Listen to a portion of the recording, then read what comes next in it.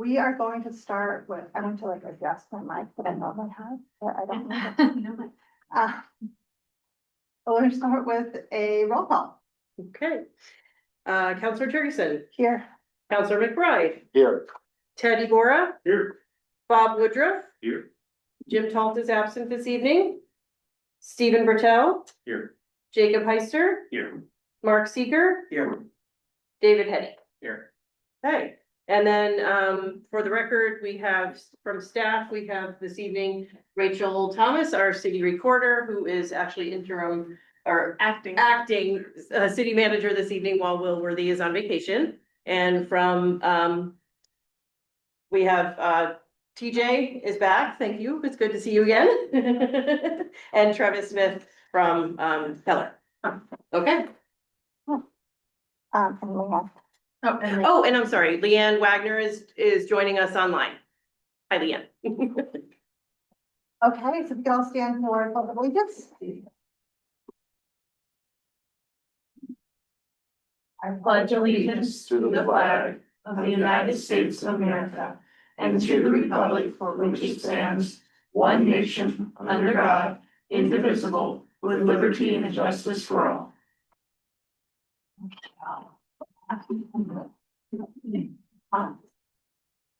We're going to start with public comments. So the first person who is signed up is Andrew Schwab. So we have an FDC here at the corner, if you would like, and I'll have you, I know you said for two, I'll have you do both at the same time. Okay. Thank you. So, and then there's a 5 minutes time Yeah. here that. Okay, so the first one's pretty quick, easy, you're gonna address it, but between 9th and 11th, I don't see a con to dropping those lines in the ground. It's just an oddball thing, I'm sorry, on the west side of the city, the communication lines, that short stretch. So I'm hoping whatever design happens, that those lines get dropped down, I'm hopeful for that.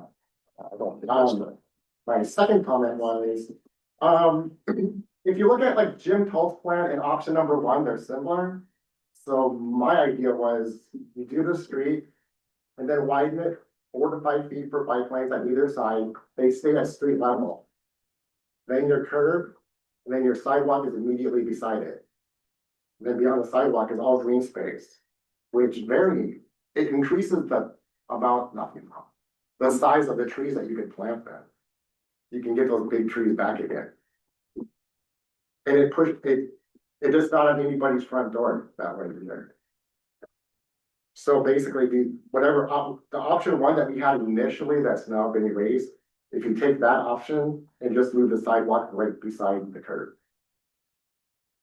That was it. Thank you so much. Thank you. All right. Sorry, is it okay if I ask him to repeat that? Just so, well, I think we have a rendering of it too, but I want to make sure I follow. Lane, bike, all at the same level? Yes, street and bike lanes are at street level, same level. Curb and then sidewalk? Curb then sidewalk. Okay. And my reason for not liking the bike lane raised to the sidewalk, because of all the electric bikes and with the little kids on them, they're gonna shoot back and forth and everywhere. It's already a problem and it ain't gonna get better. So that's like for the bikes, and that would keep the electric bikes down off the sidewalk, so pedestrians don't have to worry about it. Okay. So, I just had can we ask questions or not? You want? Typically, yeah. So typically not. Okay, that's fine. Okay, sorry about that. I broke the rule. No, you're good. Thank you so much. all right. Carla Barton?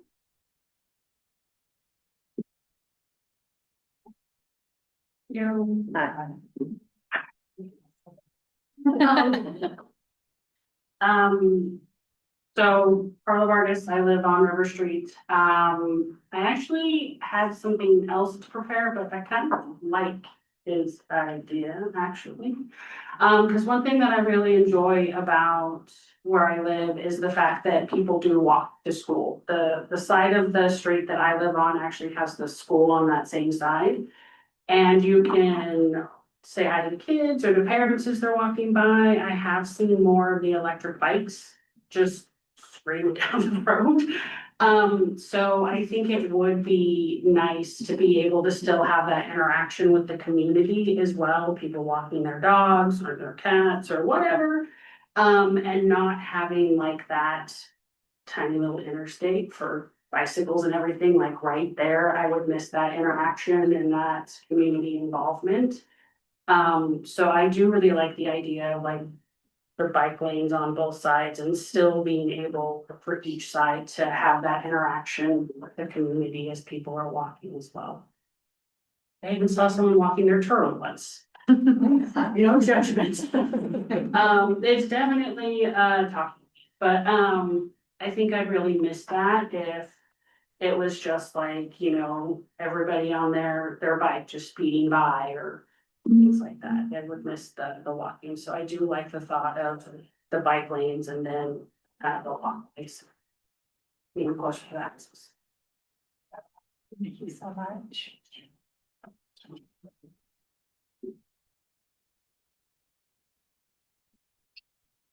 Elizabeth Todd.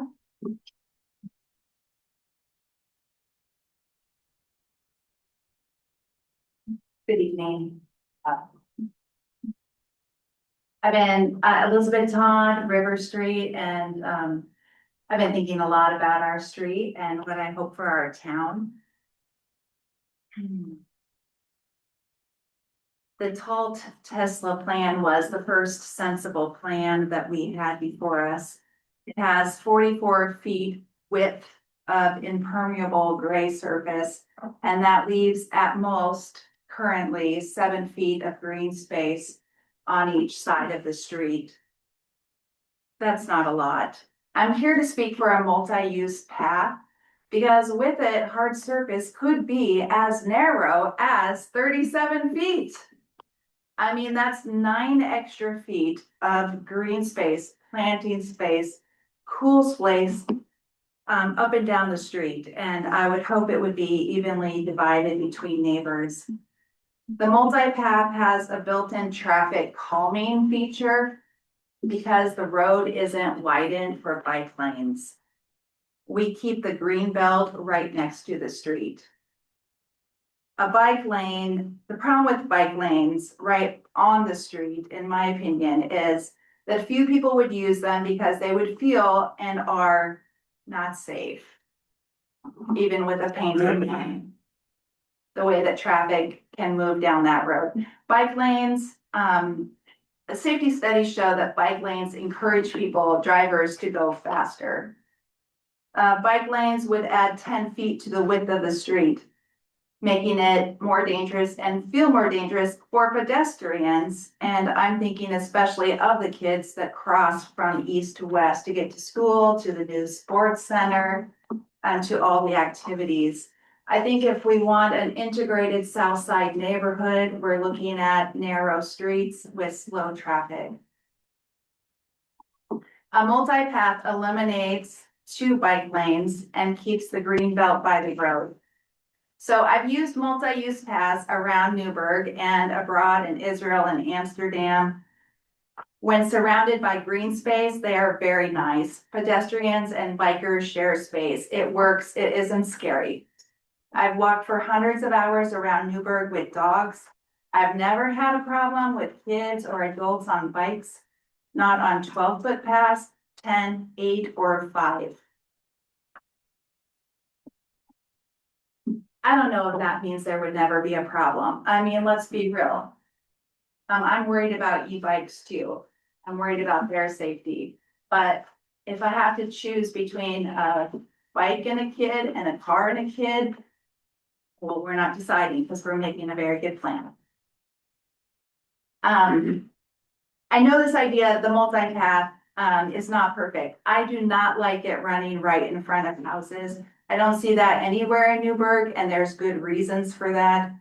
At least neighbors coming out of their fences need a landing space of 3 feet before stepping on a path where there could be bikes possibly moving quickly.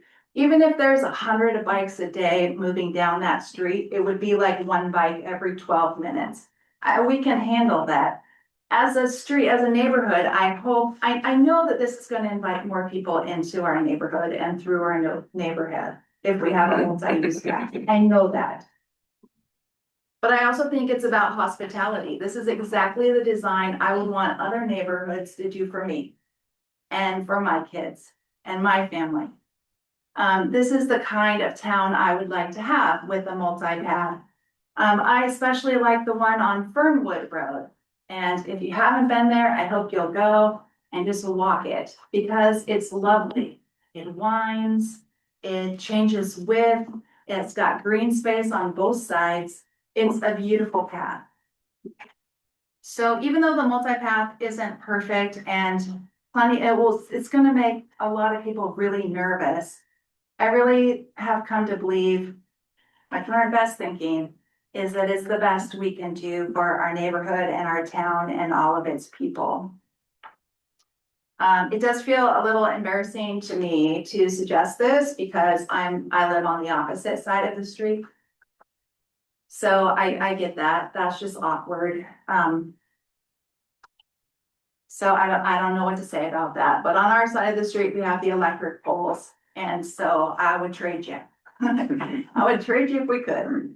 And then I would take the big trees replanted in front of my house, but that is not gonna be. Thank you so much, Elizabeth. Thank you. And then our last is Trisha Gates Brown.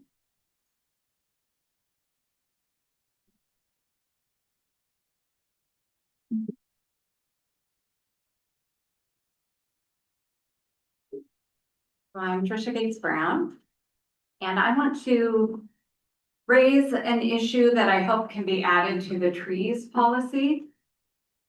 So this issue has to do with process. So we understand that construction of the River Street development will be done block by block.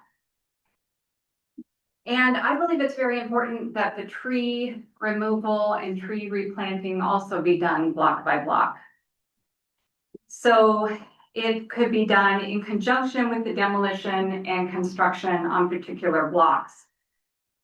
We know that this entire process is going to take several months. And it would be, I think, a terrible blow to the neighbors and to others in Newburgh who appreciate River Street to have the entire 7 blocks of trees removed at once and to be down for the entirety of the process and then replanted all together at the end. So we would like the assurance that the trees can be replanted, that the trees in the individual blocks in the green strips will be dealt with as the work is done. And I also have a comment about option 6. I'm not in favor of this option because I do think it's pretty unfair to the neighbors on the west side of the street. I live on the east side, and I think option 6 would be an improvement for me. But even if it would be an improvement for me, I don't support it because I wouldn't want a large multi-use path in front of my house. Therefore, I'm not going to support it being in front of the neighbors across the street. To me, it feels like a golden rule sort of thing. So that's my comment on that, and that's all from me. Thank you. Okay. So our first item of discussion is the tree plan. So just as a quick reminder, I put our timeline back up on the board, just kind of to contextualize where we are in the process. I also brought back some of my old corporate roots and I put some timelines on our agenda for us. So, we're gonna start now with, discussion of the tree plan. Leanne does have to leave us pretty shortly, so I would love to hear, as a starting point, any information and input from her as part of this process before we open up for larger discussion. Okay, great. Can y'all hear me? Yep. Okay, perfect. First of all, I don't know if I've had a chance to introduce myself to the group, but just wanted to give a brief sort of introduction for myself. I am one of the planners in our group here, and my background started in landscape architecture. I graduated from the U of O with a professional degree in landscape architecture in 2012, and then was in private practice for several years until late 2020 when I entered the public sector and worked as a landscape planner for a municipality in the Dallas area before coming to Newburgh, where I wear more than one hat, but it's my pleasure to serve in all of these different capacities. So, um, and then I wanted to kind of also let y'all know that I completely empathize with trees resonating for multiple reasons. Some of them are heart reasons, some of them are psychological, and then all of the amazing things that we know that they do for our environment. So one of my first love affairs with trees was when I was really young. We had a huge weeping willow in our front yard in South Texas. And when I was really little, I could Tarzan all the way around that tree without touching the ground. And I felt like I was flying. And, it resonated. It definitely made an impression on me and was formative. So I appreciate all of the feedback and all the different reasons that I'm hearing from this group and the thoughtful deliberation around trees. So I get it. And I want to help come up with or support y'all coming up with a great tree plan that makes sense. Um, right now, where we are in the process, I just kind of wanted to talk about that and how projects that involve landscape elements typically move along. So what this group right now is doing is amazing, and all of that it will thread through. We're very early in that process right now. We're gathering public input, this group is meeting, and that being said, we haven't entered into construction documentation. So that will happen after the RFP goes out for this project. And some of the elements of the tree program that you're putting together will kind of go into that RFP, but really that's going to be captured by the landscape architect that is on the project. That design professional or team member is going to make sure that those elements, those trees that the group desires find their way into that plan. And then bigger picture even is after all of those construction documents are signed, sealed, and sent out to bid, and whoever the contractor is, they're not going to be installed until the very end of the project.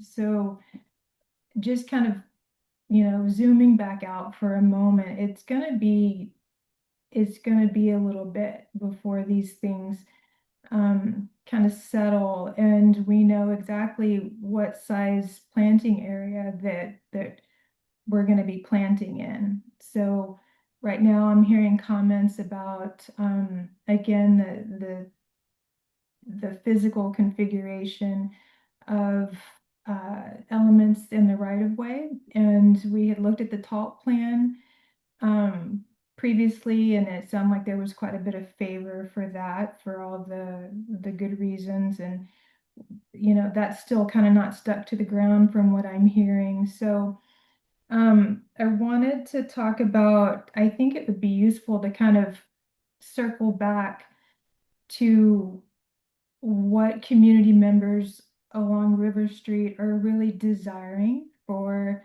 their treescape for that street, and what was it about, and I can imagine some things, but what was it about those big leaf maples, the Acer macrophylla in particular, that really resonated with residents? Was it the sheer size and scale? Was it leaf texture and shape? Was it dense shade versus more sort of scattered shading effect? Was it that those trees had just been there a really long time and they were sort of this legacy element to the neighborhood? And maybe y'all have already thought about that, but I think we can continue to deliberate because we know that uh, landscape is about to change in several ways. And I definitely understand and can empathize with one of the recent public commenters about there is going to be sort of a shock element, right? When things are coming down and being reconfigured, and all of a sudden that landscape is going to look drastically different. And there's going to be this transition period. Again, this is a ways away, and things will have to work in a way that makes economic sense during demolition and then construction and then the final planting, how that's going to shake out. But the tree list, the new and approved street tree list has been designed to give guidance about what scale tree can go in a certain planting area. So, and there are trees that are specifically for underneath power lines. I think the group put together a really great kind of short list. There's a couple of caveats in there, but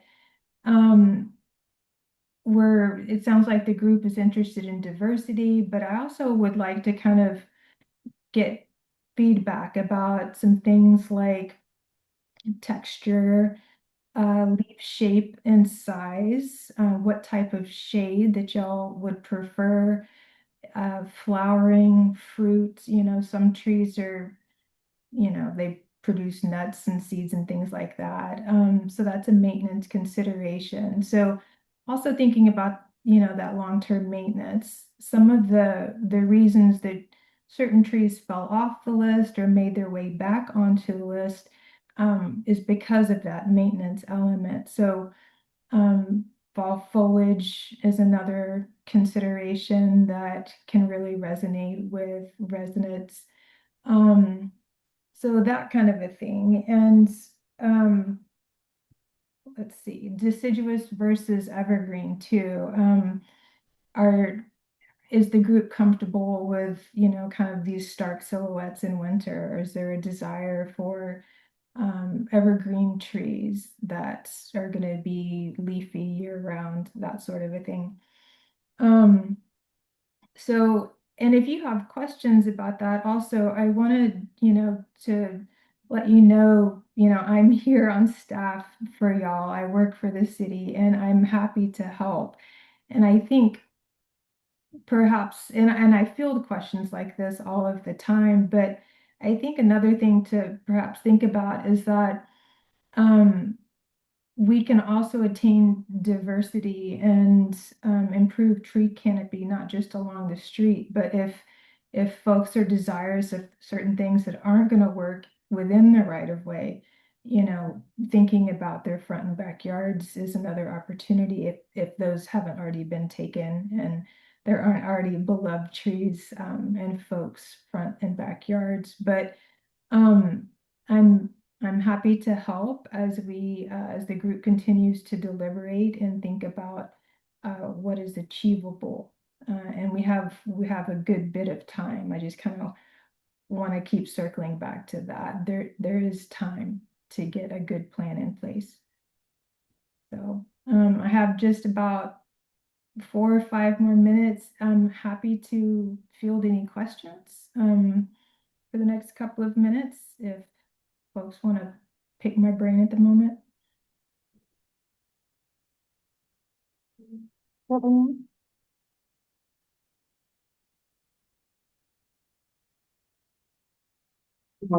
excuse me, conversation that Jim and I had was that what would be the possibility if we came up with, this is what we would like? And then maybe Leanne, you and ODF or whoever the experts are, came up with the actual, like, this is what we're going to do based on neighbors, like, this is our preferences. Not just our preferences, but this is what we really, really like to see, whether that's size or color or whatever it may be. Cause we were just kind of talking about if every neighbor picks their own tree, I think everyone should get the opportunity to. But I think there's gonna be a lot of neighbors who are just like, whatever. And so we wanna make sure that there's still a good plan for the whatever folks out there. And to make sure that, like, from whatever, Fourth Street all the way to 11th, that all of it's taken care of, because there may be some sections where some people just aren't bothered by whatever happens. And so it'd be nice to have, like, you know, ODF and yourself or whomever, you know, kind of based on what we really want to see, you guys come up with a plan. So that was something Jim and I chatted about. Yeah, and thanks for that input. You reminded me of something that I did want to also touch upon, that, you know, there's always ongoing research, and then there's, you know, practice in the field. And part of what I've been doing here for the last 3 years is gaining contextual knowledge as I interact with our residents and their properties, and, you know, our commercial and multifamily property owners and sites, is kind of what's working and what's not. That being said, and simultaneously, there's, you know, ODF, you know, there's ongoing research about trees in various contexts and scenarios, and recommendations that come out. My big thing is practicality and leaving room for agency. So you kind of touched on that, the ability to choose. So first of all, we do, for street trees, have to work from the list, and that, you know, again, I put a lot more trees on that previously weren't there, and things that are good performers. So starting from that, we have more choices than we did previously. But other kind of recommendations and guidelines coming from different folks, I don't desire things to become too prescriptive that kind of throws some agency out the window for residents. So I think it's important to look at conditions out there, understand all the things that your design professionals, again, I'm gonna give a nod to your whoever the landscape architect team is for this project, but that's what we all went to school for, right? Making informed choices and helping achieve project goals. But that being said, this group, this forum, to hear what residents want and giving you a voice in that, you know, some agency about what goes back into your landscape, which is very personal, I think is equally important. So, and I'm sure that we'll achieve that, whether somebody wants to rely on me or, you know, the design professional, or make those choices and we help guide it. I think it'll end up being the result that everybody wants. That is my hope for the project. Leanne, I had a quick question about the, like, post projects in the past. Have any citizens come back saying something to the effect of, I would have given up my agency for more continuity on this block? That's one thing I wonder about, where, like, I love the idea that people get their individual choices, and that's probably better than having no say. But if there's a collective say, and this is kind of what we want it to look like, and that's more confined than maybe even the full tree list that's available, it would be interesting to see how many people would subscribe to that, to make sure 4th to 11th looks the same, as opposed to wanting their personal choice exactly on which tree. So most projects, do people typically come out of it saying, I wish it would have looked more continuous, or I'm thankful that I got to pick my own tree? I don't know if that makes sense, but. Yeah, no, it makes total sense to somebody who used to design lots of different landscapes. So Yeah, for sure. Again, I only have a couple of minutes. I need to be going, but I'm happy to talk about this more because, and I've actually given talks and had to explain design intentions along these lines for various projects over the years, but absolutely, 100%. The things that I was mentioning before, about understanding what it was that kind of resonated with folks. That's a big principle of design is understanding the effect that scale, shape, color, texture has. And there are some designers out there who want this big impact and will plant monocultures because of it. So, best practice nowadays recommends more diversity. But that being said, there is a way, whether it's, incorporating understory trees or, we know that there's going to be power lines on one side and not, and that's going to be two different sizes of tree. That being said, though, we can complement leaf texture and color throughout the year. And other features, there's some trees that have beautiful exfoliating bark. Their twigs and stems are certain colors. And, your design professional and yeah, I would include myself in that to help, but can help guide that. So there are certain combinations that are going to look good together and still offer some diversity. And I'm happy to put together some slides and give another talk at one of these meetings along those lines if the group desires. But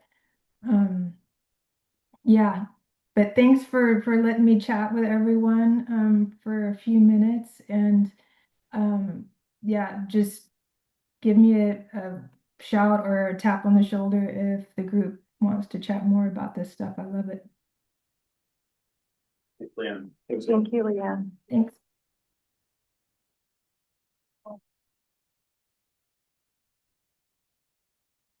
So I really appreciated Leanne's expertise that I think can help continue to inform our tree pick list across time. And I also thought maybe we could spend some time discussing, so there's the River Street, the tree plan, there's version 3, which version 3 we did not make it to at our last meeting. That was the version that was pre-feedback from ODF and everything that happened at our last meeting. So I would just own it. I took kind of the liberty based on that meeting and all of the information that they gave to attempt a version 4, which incorporates a lot of the replanting and preservation considerations that ODF gave us at that meeting. So I will just stop there and open it up to the group.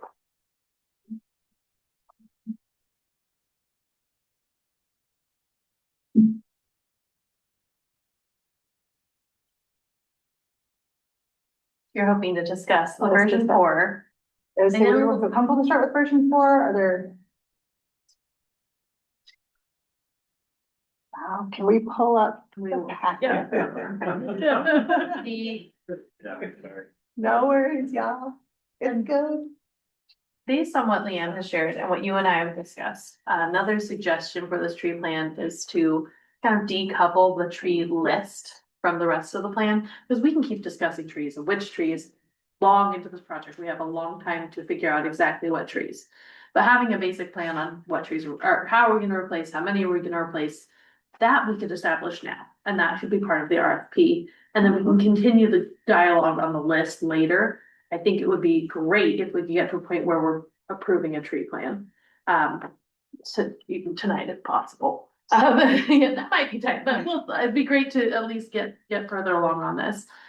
So that we're ready to move forward. That's the stage we need to be at in order to move forward with our request for proposals for this project. But the tree list, we have a lot more time to do our due diligence, make sure the right trees are selected. So that would be my suggestion from the staff side. That would help us out quite a bit. Okay, say that one more time, that just the focus is So the thought is, and thank you so much, Rachel. Yeah, no problem. I'm just gonna remember that that we had this thought. So the tree pick list, which is what Leanne was really speaking to about the quality, the feel, the trees. We have a great start for our tree pick list. You can see where I incorporated some more. There's a list of recommendations that Leanne actually had. That information, though, if we look at our timeline, is like 70% specification type. I know you all don't love 6-7% as an argument, engineer team. But because at that 60%, we will know very specifically, the planter strip is 4 feet, 10 inches in this place and 5 feet, 12 inches, that's 6 feet. Sorry, y'all. There we go, thank you. That will then give us that space to do this tree, this location, well, not, but maybe these 3 trees would be best in this location that a homeowner could then pick from. So that feels like it's detailed, it's going to be further down our timeline versus general guidance information that would be helpful in a engineering and construction team picking up our RFP to move us from almost 10% to 30%. So in effect, we're talking, paragraph 1 through 17 is the process. Yep. And we can do that now without locking ourselves into species and individual. So I had a question about paragraph number 7. Talks about the city of Newburgh will offer up to 2 free planter strip trees and professional installation to any River Street homeowner who requests one. Is that in addition to the replacement of each tree that's taken out that's described in paragraph 6? Yes, so. So if I have 3 trees taken out and then I could potentially have 5 trees put back Can we in. scroll down just a little, or up just a little bit. So I tried to word this, so, yeah, so there will be, so there's our construction zone. Well, fix me if I'm wrong. There's our construction zone, and then what ODF was talking about was the potential tree impact zone, given that that construction zone might substantially cut into the roots of a tree that might result in destabilization and require replacement. So the number of trees somebody's entitled to is N+2. N+2, the caveat that I gave to that, though, that I would love feedback on, so it was like line 63, N+2, pending that there is space in the front yard and the planter strip to support That the was healthy. my next question. I was trying to understand that paragraph. The total number of trees planted will ultimately be determined in collaboration with the homeowner and with expert input. So the Yeah. example that I thought of is there's a couple of houses, adorable little houses down towards the far end that have a smaller front yard. They have like a narrow footprint. And so could that space of the planter strip and the narrow space between the front of the house Support more than one tree. support 3 large trees, like 2 in the planter strip, 1 in the yard? Or would it be a best practice from a tree planting standpoint to do 1 in the yard and 1 diagonal in the planter strip for an optimal growth and shade, which I am a psychologist, not a tree planting expert, so that's where I would hope that the landscape architect would say, based on your space, like, what do you want? What are you hoping for? We can fit 2 big things, 1 small things, or 2 things as a best practice for your space. So there's that 63, what 63 is saying. Yeah.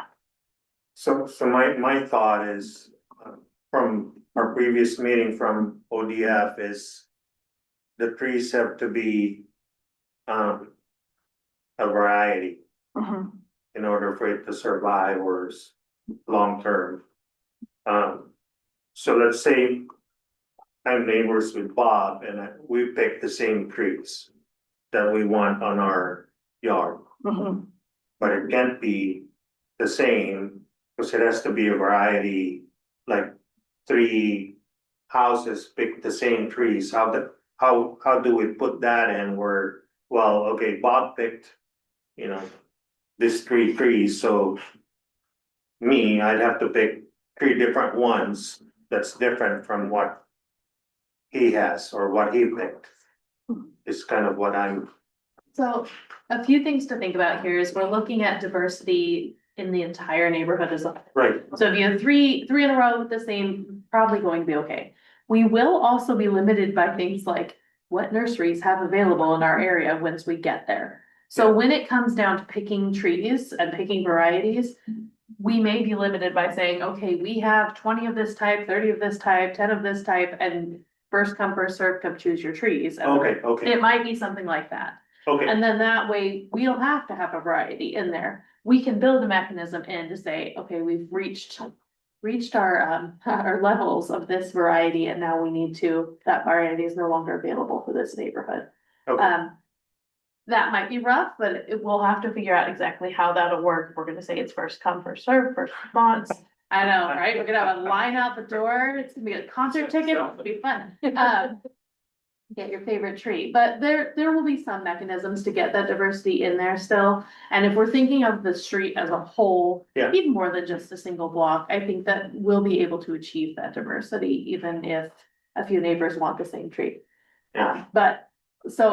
We actually spoke about this the other day too. We have another neighborhood in town that wanted to do all oak trees in their town and they are in their neighborhood, and they very quickly found out that that was not a good solution. Yeah. Because if you have all of one variety, one illness comes in and wipes out all the trees in your neighborhood.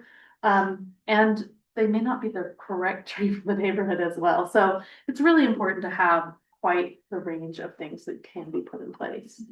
So Ted's point is a good point about selection, and that's more than that tree selection. Yep. This is more about quantity, and I just want to make sure we're clear that the total number of trees ultimately planted doesn't mean, well, I really want 7 trees, but I only had 1 taken out. You know, my maximum is I get 3. I might not be able to. Your maximum is to get 3 from the city. If you choose to purchase 8 more for your own yard, In this tree program, but yeah. Can I propose we add something, like, for instance, my neighbor Ken, he's got a massive tree. It's like enough for a small forest, so 1 for 1 there feels inadequate. He's got 100 feet of yard on River Street. 3 or 4 trees would easily be there, so it feels like his canopy is massive, and we're saying we'll put 1 tree back. That feels like it's not quite equitable. 1 per, so I guess, so if he has 4 trees in his yard, and for some reason all 4 need to be replaced, we would replace all 4. Yeah, but he has 1 massive tree He's talking about, Oh, that takes up. So like, that's- canopy. That's where we get into the N+2, right? It's the removed tree and the 2 street trees. So there could be up to 3 trees in that situation. Even if you're yeah. only taking, where is that? Even if you're only taking away 1 tree. Now, yeah, the other alternate would be thinking about something like an adequate number of trees to reach the same canopy. I think at that point, we're getting so complex that we would drive ourselves insane trying to. I actually don't think it's that complex, 'cause Yeah. I don't think there's that many massive trees, you're probably talking 4 or 5 neighbors, and that's probably about it. Okay. Who would go, hey, my canopy is just huge, and I don't wanna replace that with this. how would you word that if you were to make a paragraph that said that?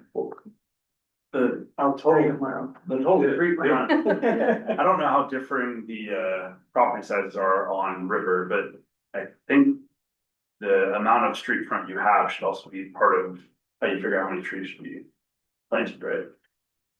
I would think. That's for spacing from, Yeah. like, yeah, you're right, But that's like, like your space to matter. No, what I'm saying that this just says, I didn't quite understand where in the language it says N+2, but Line 63, or yeah, line 63, 64, 65. well, the trees planted will ultimately be determined by others. Well, I guess. Paragraphs 6 and 7. Yeah. 6 says the city will pay to replace, and how many trees, in a project like this, is the city legally obligated to replace those trees that they take out? The city does not have to replace a single. So tree. the city's We obligated, are offering to. they're legally required to replace 0 trees. Okay, got it. So they don't have any obligation, they're taking on an additional burden by replacing every tree that's been taken out. Yeah. And they're making an additional pledge beyond that to add 2 more trees on top of replacing every tree they've taken out. So this is quite a bit of expense that's already above and beyond what's legally required. So I'd be reluctant to start talking about how can we add more? You know, homeowners can always add more, whatever they're interested in. But I would not be comfortable with adding when we've already added quite a bit beyond what we're legally required. I mean, I've got 2 trees, big huge trees on my front yard. I mean, if you put 4, like the 2 were placed and then the 2 free ones. I think that would be enough. I mean, for me. I mean, if you add more there, then. And it looks odd. We'll start with Dave first. I just think some language somewhere in here that talks about code design. So there's input from residents.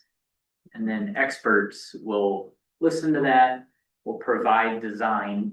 And there is a way to sort of see that before a final is signed off. So if there's a giant tree and you have one tiny tree, it's like there's a co-design there that I think a landscape architect would want to retain that authority to be able to give input. And I think that's what Jerry was driving at with that line 63. The total number of trees will ultimately be determined in collaboration with homeowner and experts. Yeah. You know, we might want to tweak that a little bit, but that's where she's trying to address that concern is, you know, you might be legal, you might, according to this legally, we're obligated to 0. You might be, according to this plan, entitled to more 5 trees. But when you work with the consultant, 3 really works best. And that's what she's trying to word that.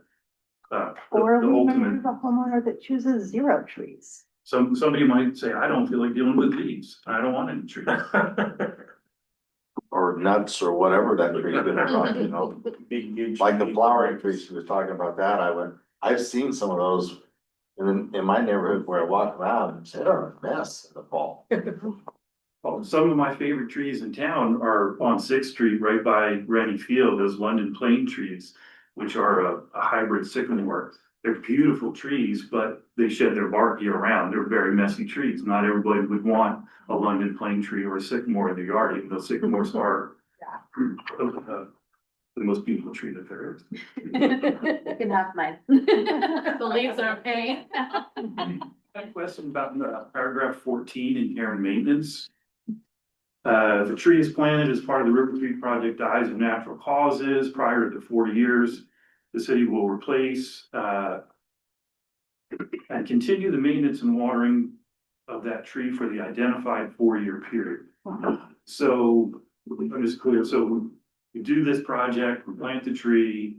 2 years later, unfortunately, the tree dies. We plant that tree. We keep watering it for 2 more years, or the clock restarts and we start it. We all weigh in on what's best practice. I guess my thought would be to finish out, because it would be hard for the city or whoever the consulting or who does it to track. So there's. Bob's house has a tree that died at 1 year and he now gets 3 years plus 1. Mark gets. Yeah, no. Then it dies in the extension period. Yeah. Is there a third tree? We can't tie the city to watering them forever, sorry guys. That makes. For a complexity here, but please. Yeah, so for, and this is good that's in here, but just for context on like what standard of care is typically within the industry, it's usually 1 year. So we are multiplying that by Yeah. 4 already. And if a tree dies in year 2 and it gets 2 more years, it's gonna be established 2 more years. So if you get the extreme edge case where it dies on day, 1065, 2 days before the end of the rain period, I would hope that maybe in that situation, the city works something out. But generally, like, we wouldn't want to base the policy on the edge case. We want to base it on the most common thing we're gonna get. But it is, again, another kind of above and beyond step that the city is taking where we're 3 years beyond the typical standard of care for warranty. I'll say Jerry and I discussed this paragraph as well, because you said the natural causes. Someone cuts their tree down, we're not replacing it, car hits it, then the person who hit it with their car gets to replace it. We talked about some of those cases as well. It's more of the tree did not thrive. We were saying, we put failure to thrive, that's the medical terminology we're used to, but if it dies of natural causes in that time, then that makes sense for the city to replace. In other situations, there's another responsibility that. Okay, so the tree dies, let's say at year 3. City replaces it. Is the city gonna be required to take care of it for another 4 years? It just ends at that point. Got it, okay, I like that, alright. Because we'll have a contract with someone to do that for 4 years, we're Right. not going to keep extending that contract. Good, 2027 to whatever 27 plus 4 is, sorry, y'all. 2031. got it. Something between paragraph 1 and 2 real quick, or Can I have one more into that before we move on? Yeah, sure. So this is something for the city to consider. How if you hire an external group to work with this for 4 years after, I would recommend you keep that outside of the construction contract, because otherwise you're gonna have a situation where you're retaining a construction contractor for that 4 years. Questions about what you did with retainage and the folks that come with that. So that doesn't necessarily need to go in this policy, but it's something to definitely think about, like, from Yeah, a perspective of how we you have a execute landscape that. contract that would probably be added to. We will want to explain that in the contractor's documents, because they'll still have their own warranty period they have to hold it to, but we'll need to explain how that works between. So just doesn't need to go in the document, but something. We have a clarification that this gets attached to the RFP document, the Figure out the construction, the one to actually build or the one for the design. one for the, either. If this goes out into the public world. Yeah. Do we put a caveat on it? I don't think you would need to, but this really is guiding the design and then like saying what you'll do, but not necessarily how you're gonna execute it. Okay. So I think you're okay. It's not even a scope of work project, just the. Yeah. Contract. just real quick, the impact zone, we talked about different design ideas that may not be quite accurate. The 10-foot span on both sides, east and west, depending on what the final design is. So I don't know if that needs to be written in a different way, more loose, if we're trying to make this tree thing happen before we finalize design proposal, but just wanted to bring that up. No, that's good. Should I say like construction zone plus or minus 10 feet? It might be an estimated or approximate. You could reword it as, the River Street Tree Impact Zone as identified in the final design.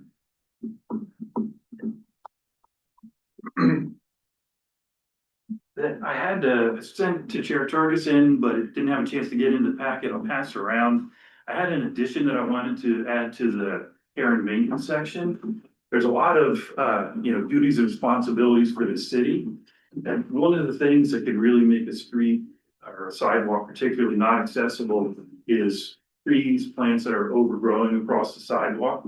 So since we are going above and beyond, I wanted to put a section in there requiring homeowners to abide by the city code as far as care and maintenance of the planter strip and managing trees. They have to be 8 feet above the sidewalk, not encroaching the sidewalk.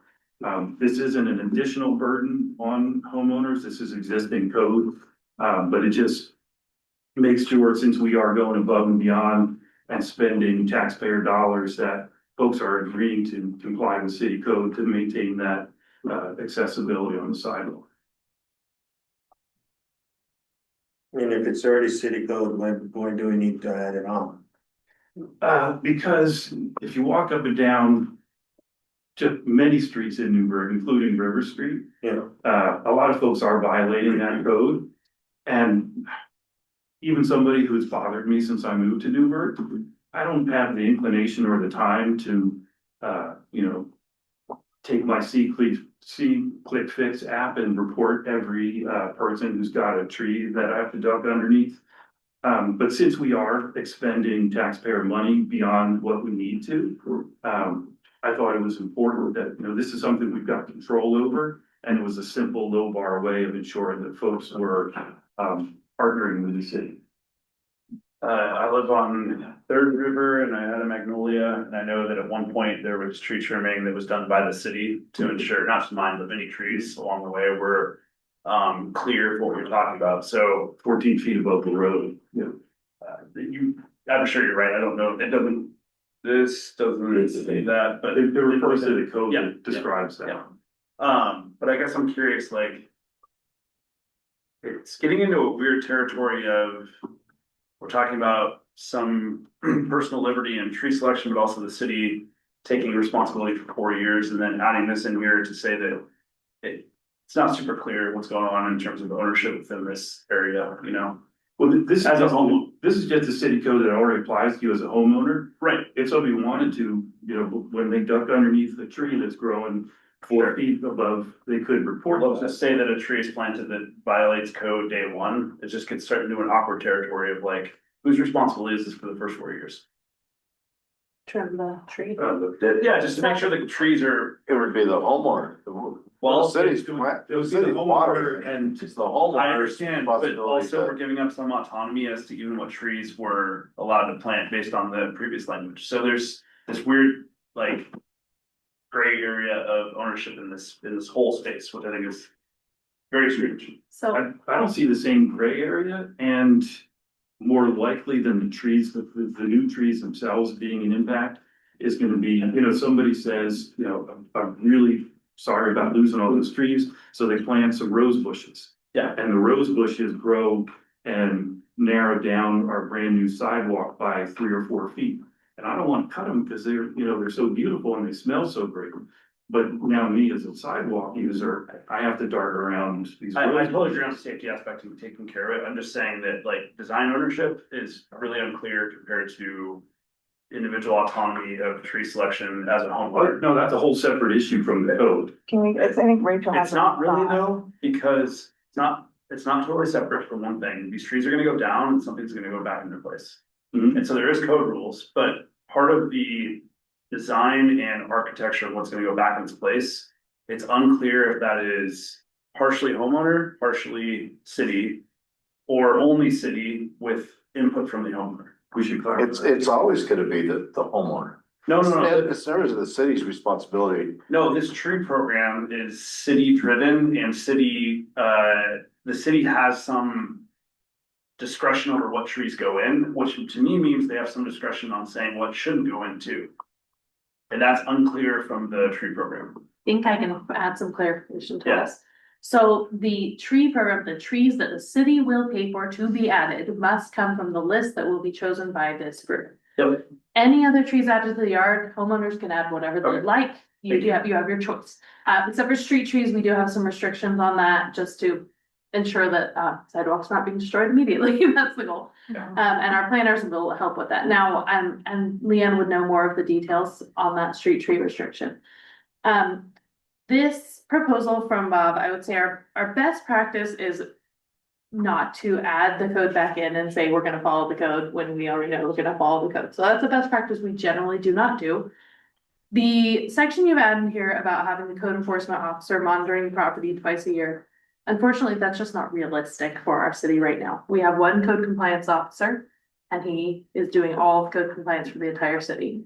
Adding something like this is going to be an extra burden. We have a fully report-based code compliance system in this city right now. So we would need people to be reporting issues. I will tell you when I'm out on walks, I'm constantly, okay, here's something that needs to be fixed. Not to get anyone in trouble, but to fix things and make sure that our sidewalks are safe and our streets are safe and that things are cared for. We do have a tree trimming program in place that will continue and will affect the River Street trees as well. So I, from a city perspective, would not suggest adding this language. Because we are already going to hold people to code and the additional responsibility on our compliance department is not gonna be something that the city can responsibly respond to and get this done. Does that clarify your question about the? Yeah, it trees? doesn't clarify Okay. my question on it makes it much more clear on the autonomy is still with the homeowner, but when they want support via the tree program, they kind of give up some of that autonomy to make sure that it's proper diversity and something that is attainable. I mean, those are some of the things. Yeah. I totally agree with that, by the way. I just think that without clarity, it can be hard for homeowners to understand what they're subscribing to. Concerned about that. Now, just, remind me in here, is there a section that says this only applies to the trees the city is replacing? I think that's, should we clearly call that out? Well, so I think I added, only applies to the trees that the city is replacing, and then I guess one of the pieces that I wanted input on is I said also only only supports those trees placed in the planter strip. Because I guess I had personal thoughts about the city coming on my personal property every 2 months to access water tree liability. So we'd say we'd only water So I the guess- trees. But I was like, planted. but no, I agree with that. That was my initial bias of like, if I have a tree replaced in my front yard, I don't know if I want the city in my front yard. That I would also say creates a lot of liability for the city to go into people's private yards or contractors to be going into people's private yards. I think keeping the watering to the street trees is a logical decision, but Not the offer for replacement necessarily. not the offer for The replacement. replacement would be 100%, but Yeah, I mean, the The ongoing. maintenance. I mean, I agree with that. you mean going into somebody's yard, not the trees along the side of the road that's planted, but going into somebody's yard? So what we're saying Oh, is, we're not gonna do that. yes, that's exactly what we're saying. I mean, that ought to be pretty well, obvious. Mike, to clarify, there are some trees that might have to be taken down as a result of the project that are in people's property. So the offer to replace is still there, but not the offer to continue watering. I think that's what we're saying. Well, Yeah. yeah, you don't wanna be going, there's too bad, those liabilities. Liability issues are huge there, so we Yeah. want to stick within the city right away, which is the planter strip. And it does say for trees planted in the River Street planter strips, not all trees that are received through this program. Yep. Oh, good. I'm glad I got it. Thank you, Bob. So. Oh, you? Oh, wait. Are we close to a decision on this? Are we close? I was just gonna say, are we close to a decision on this? Is there thoughts about this being an effective preliminary document that could support starting an RFP process? Start the RFP process, does it need to be official or just in good enough working state? So, if I add, it wasn't preliminary document, but in process. Yeah, if this were modified later, it's not really that much of an impact. It's just, it gives some clarity at the start of the system. Just needs to not change extreme amounts. So what, Give an example of that. N+4 all of a sudden, or actually, we also need an arborist and a landscape architect to look at it. Or, adding more burden would be an example. In our discussion here, the only thing that I've heard is changing that, River Street impact zone to as. what the impact zone ends up being? That's the design Yeah, or approved. That's final design. so the notes that I got, that I jotted down, that would be maybe, so if someone wanted to make a motion, would be as amended would be, the River Street impact zone as identified in the final design for that kind of first section, starting on line 7, for paragraphs 7 and 8, highlighting or clarifying the language just a little bit around co-design for homeowner input in collaboration with the expert team. Because if a homeowner says, I want 0 trees versus we're taking out 5, what actually fits to go back. Hopefully we don't take out 5, but, and then some kind of a note, but maybe actually we don't need it, about the care and maintenance falling outside the construction But contract. I think that is covered in here, so. There a motion needed individually or just for all the things? So if someone wanted to make an emotion to approve the River Street Tree Program version 4 as written with the amendment. I'd say with amendments as described in Terry. Can I ask, sorry. No, you're good. So if there would be still room in the future, right? Let's say we wanted more, I'm sorry, I'm beating this drum, but if we wanted more ODF input, like even if we said, if we pass this motion tonight, we could still say there's still room for that, right? I know that that's like a general Well, broad that would be one. question, but Like, What do you have Okay, to, fine. what are you concerned about? just making sure there's continuity. it's exactly what you had said earlier when you asked Leanne, like the design throughout the entire street. Yeah, I'm more concerned though, that that's a city responsibility and decision, So I think. than a ODFW one, like it's, I'm concerned that you give up some of your personal liberties on tree selection as part of this step for the sake of continuity. Yeah, But I don't think ODFW has any. And it does say in paragraph 3, the city of Newburgh will maintain its current collaborative relationship with the Oregon Department of Forestry and Urban Forest So I Division. do need to make so I ran this by ODF and I've gotten some feedback, they had very positive things to say. One thing that, they were great with us having a collaborative relationship, but all of the areas that were like, if we change the Digisil planter box, any alternative would be approved by the city of Newburgh expert and ODF. ODF asked that they actually not be included in those areas. There was 2 areas that I would be removing and putting like, or consulting experts in, because they were very gracious that they provide guidance, not directives. Gotcha. So, but I think the collaborative relationship with ODF, absolutely. One of the pieces that Leanne and Allison and Brittany and myself have all been talking about that came up at our last meeting, and I think to kind of Leanne's thoughts around like feel and texture and character and some of those more unique qualities that will come in later on, is having Leanne and ODF doing some like community presentations or community discussions to help to facilitate that input into that like final pick list. That would live in the world. So, but to your point, that also goes back to that like ongoing River Street ad hoc engagement that we can continue to voice in and give feedback in. I mean, that's the point though. Maybe to give some clarity to what Jacob's talking about, the total number and species of trees planted will ultimately be determined in collaboration. Which full numbers up? So that'd be line number 63. Yes. That just adding species as well, that gets at, yes, you are giving up autonomy by agreeing to get free trees. And if you don't want to participate in this program, you can plant any tree that's on the street tree list. But to participate, you've got to be part of this plan. So yeah, I would just add that word species as well as number of trees. Okay. Another thought, I'm sorry, No, you're. another thought I came to mind is, let's say I'm a homeowner and I looked at those tree lists and I said, I don't want anyone, I want to plant my own. Can I do that? The homeowner may elect to have 0 trees from the street tree program. Well, no, I want to plant my own. Oh, yeah. You can but buy your own, you can- but the city will not support it and will not pay for the tree or do the maintenance.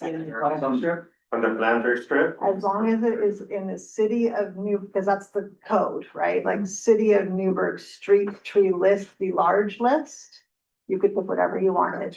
What if it's not? That is, You're up. Well, you can't plant it if it's not on the. that's the city of Newburgh policy. Yeah, it would be outside. So So if you decided Yeah. you wanted a Palm tree. palm tree Yeah. in your planter strip, Or a banana tree.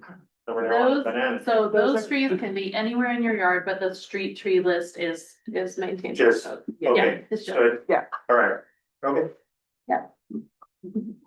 I have a motion to approve the River Street tree program policy with the amendments that Jerry just proposed. No second. give a motion a Who second. seconded? Oh, thank you. Any further discussion? I asked for the clarity of the minutes that you just very briefly described as additions. Okay. Yes, so the additions as would be, so the clarification on the River Street tree impact zone. The opportunity for residents of River Street to co-design with expert feedback, their specific property. The addition of the number of trees and species being determined in collaboration as part of that process. And the removal And of- the removal of ODF. Yeah. Okay, so, all right, all those in favor? Aye. Any opposed? Okay. So next up on our agenda. So while we have an approved plan that this group moved forward at the last meeting, in the spirit of making sure that we were hearing all of the community voices and all of the community input, we did have, and Jim is not here, we did have a community member who approached Jim and asked Jim to take into consideration some of their ideas. And so to honor that person's request, Jim did mock that up. I sent it to our engineering team, but I did want to bring it forward to honor the voice of that community member as a potential consideration. So I thought I would just put it here. So this would be the plan 6. It is similar to one of the first designs that was initially brought forward, a little bit of an adjustment. So we'll open that up for discussion. Question, do you know why this wasn't on your guys' list to begin with, possibly? Or was it? So originally, the multi-use path was proposed to be on the east side because it will tie in paths down at the bypass up here at the bike Winooski. So this is literally that. But Is there any creative way to resolve that issue in your guys' opinion on the two ends? if you were gonna have that path over there and you still wanted to create a nice clean connection to those nodes we're talking about. Really, your only way to do it is you're still gonna have to recognize you have to cross the street at some point. You're doing a lot of probably signage, pavement markings, some sort of maybe even unique curbing or something to do that. It's really all you can do in this situation. So each end's just gonna feel a little disjointed. You know, the end up by your house, probably not so much, certainly end down where it ties back to the path, there's not much you can do about it if it's on the side. Yeah, the other, to his point, the other thing this does, it looks nice. But there's really no plan for third all the way to 99, if you multi-use path on the other side, like the road is where the road is, so. That gets really awkward, I don't even know how you transition that, honestly, like. At Fourth, you have to get half the bikes over to the other side of the road. What you would do is bike boxes, it's really. But they have to connect that road, right? Yeah, right, so you end up painting them in every corner almost. Yeah. And honestly, the challenge with bike boxes when they're not at a signalized intersection is when you just cut across, right? At signals, they tend to adhere to a little bit more closely because there's more going on. Yeah. There's not a good way. If 99 to Fourth were 80 feet wide instead of 60. Or. Had a different layout, I guess, this would look more appealing, but this looks really challenging to do there. Puts anybody on a bike, their safety based on paint, and I never like paint as bike safety. So this will be like this from, I mean, it'll look like this from Fourth to 11th. That's it. Well, I should rephrase what I said though, that assumes that street parking is maintained on Third. Yeah, you could, and this is outside the scope of what the project is to see, but you could in theory delete all that parking on the one side and run it up to 99. That's a whole other. Yeah, with the, middle housing concession that was made at 30,000 people in Newburgh. Was street parking considered a requirement as part of that, or was that not part of the code? I don't know. That, like, is my neighbor right there, presumably it's not a way to do middle housing without. We'd have to do some research on that. I don't know off the top of my head either. I would say that because the third, 99 through Third is not in the scope, that it would. It doesn't matter. Be unwise to broaden the scope at this point too. I guess I just meant like, the scope was broadened to try and say, let's make something that's future proofed, that's why it was brought up. Yes. And so I'm saying, well, if you're gonna go down that path, let's talk about all the issues that are gonna come up next. Your neighbor, they have street parking only, right? No, I think middle housing, you are required to provide street or non-street parking as part of the build, but I don't think that that's realistic in most cases, that that's gonna be sufficient because it's one per household, I think. Maybe it's two, I don't know, but I don't know the code, so. Okay.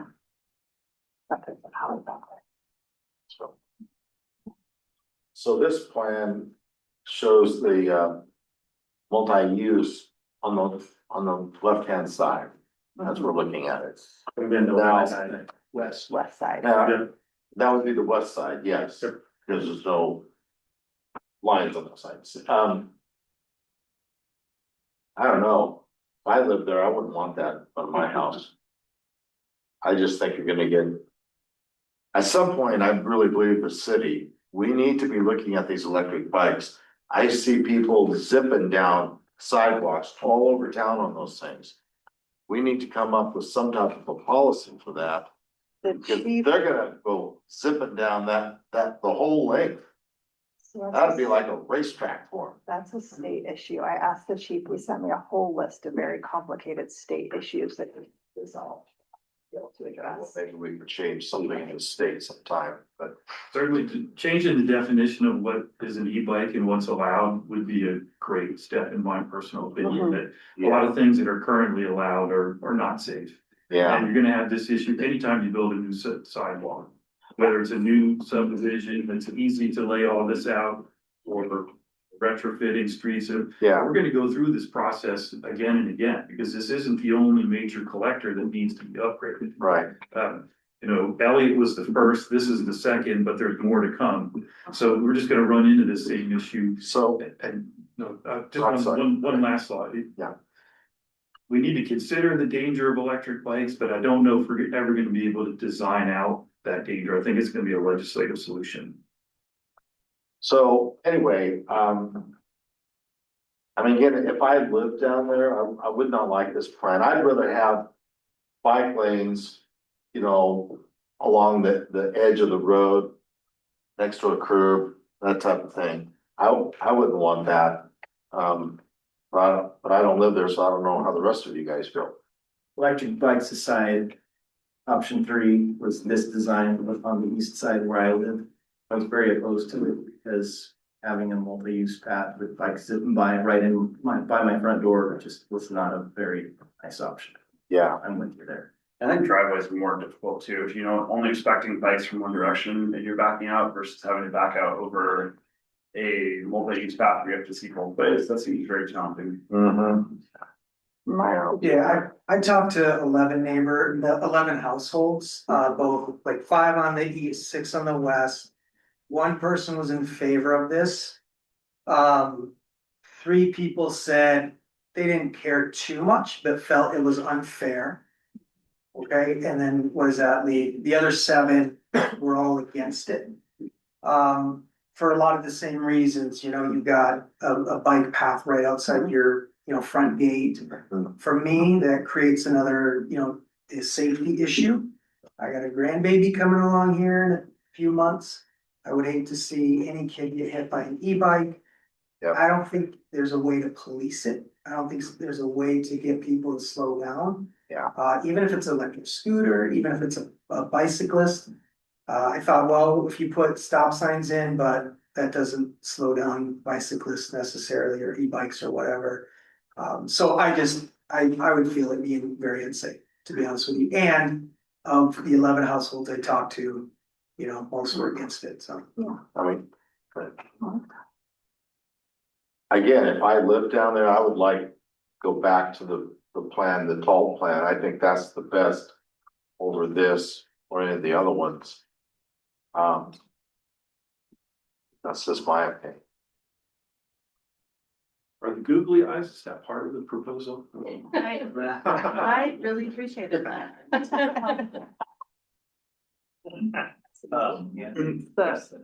Just one quick thought as a cyclist, I don't necessarily think this is a great option, but what this does do is it does create what I was talking about last meeting, a buffer between the vehicle traffic lane and active transportation, so skateboards, bicycles, people rolling. And so that's an advantage. Hopefully, as we move forward with the plan, there is some way to talk about that buffer, because I do think it's very important that we don't have a bike lane with a curb drop that creates a safety issue, especially for children or beginner folks or older adults. So, yeah. Absolutely. And sorry, last thought. Multi-use paths are used all around the world very safely. So we're not, it's not out of the ordinary to have a multi-use path. I haven't seen too many in a very narrow residential corridor though. That's. Yeah, I mean, I've used them all over, Europe. And so it's a common design. I agree, it's unique to have a yard that comes up onto it. Usually there's a fence or some barrier. So it is, I think, a strange design I think concept. also like 90% of Americans can't use roundabouts and they're all over Europe, so. Right, exactly. So it's not my point was, it's not the design, it's the use often. Yeah. So we're expertise, Adoption. yeah. I wanted to ask the engineers about what they thought about Andrew's, his proposed design. How do you feel like that would work? He's talking about. Curb tight sidewalk. Yeah. It's going, so the sidewalk would be, that's kind of. Yeah. I mean, what he talked about, if I understood it right, is it kind of, I mean, it eliminates the buffer, so all of the gains that you get that would provide safety to pedestrians are sacrificed so that you can have more green space in the front yard. So that's essentially the trade-off if you were to do something like that. The biggest problem though, and that's specific to River Street, is if you try to do what he's talking about, where you widen the road and then curb tight the sidewalks right in the middle of the power poles, we're back to spending $1.1 million to move poles over 5 feet closer to people's houses in that situation on the east side. So you have not only are you spending more money, but you have a disjointed impact to east side residents at that point. For a substantial amount more money to do that. So that's your trade-offs. There's safety concern. Functionally, would it work? Yes, but it is kind of, I think you said going backwards, it removes the safety aspects, and then because of the conditions of the existing corridor, it's gonna drive your price up quite a bit. Thanks. Yeah. Any additional thoughts for this plan 6?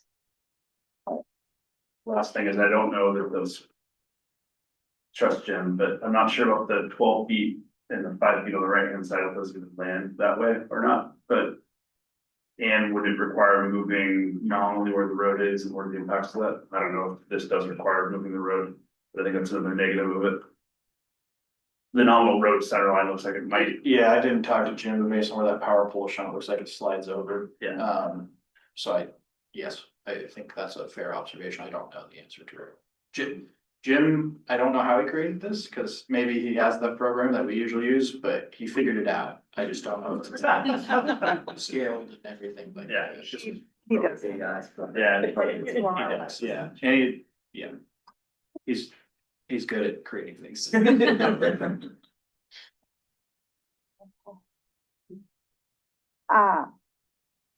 sounds like there's. I want to speak for the group. Interest in moving forward with 6 versus maintaining where we are currently with our current approved top plan. I prefer tall. Tall, yeah, tall to that. Okay. So then I'm gonna, I guess, just so you all know, I wanted to make sure that I'm intentional about honoring the voices of the community, because that is the purpose of this group. I do, though, given that we have an approved plan moving forward at subsequent meetings, my intent is that any design or new plan recommendations will be included as part of public comment as opposed to a.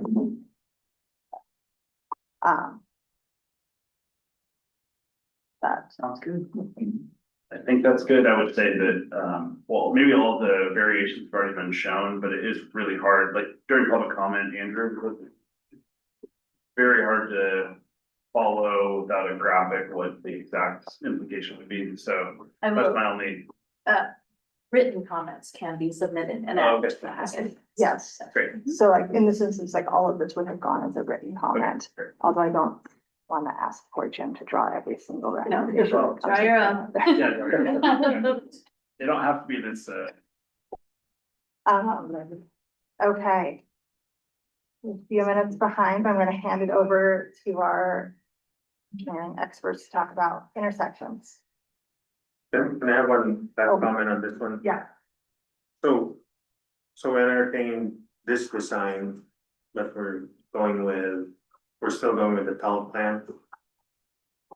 So let's say I come up with another one, are we gonna entertain, I mean, how, So I think my hope moving forward is that we're gonna move forward with the plan that we have and that Yeah. hearing voices, hearing input, that maybe there's like slight variations that that we would want to consider, but that we would include more public comment based versus design deliberation. okay. So right now, our plan is what we're doing, and if there's any input that maybe changes it a little bit, we'll entertain it, but not elaborate change. Okay, Assuming that that works for the group. Okay. You're basically saying your intention is not to put it as an agenda item anymore because Right. you have a plan in place. Yep. Now, this doesn't mean you guys can never discuss anything that comes up, but it just is a way forward without continuing to circle back. Because we wanna make progress. Otherwise, all you're doing is going around and around in a circle. And it's pretty poor practice in public meeting to reverse decisions too many times. We wanna keep moving forward. So, and we want to make sure like that 60% space for like design specifications, Dave, to your point, like bicycle safety and barriers, I think we've discussed that those are nuanced pieces that we can get more formalized if we get down that pathway within the design that we have. We want to make sure they have an opportunity to design something by the time we're done talking. So Before the budget's fit. We can will on that one. Okay. do we have to vote on the design or? did we- No, because we approved the design plan at the last, so We if did, there's right. not a motion to move forward with a change, we'll just keep going. Okay,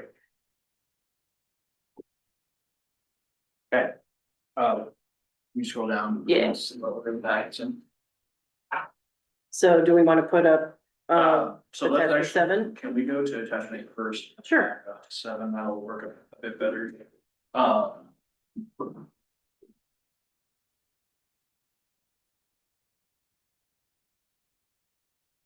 Yeah, so let's start with the pros and cons, and then we can get into task, which is what attachment 7 is.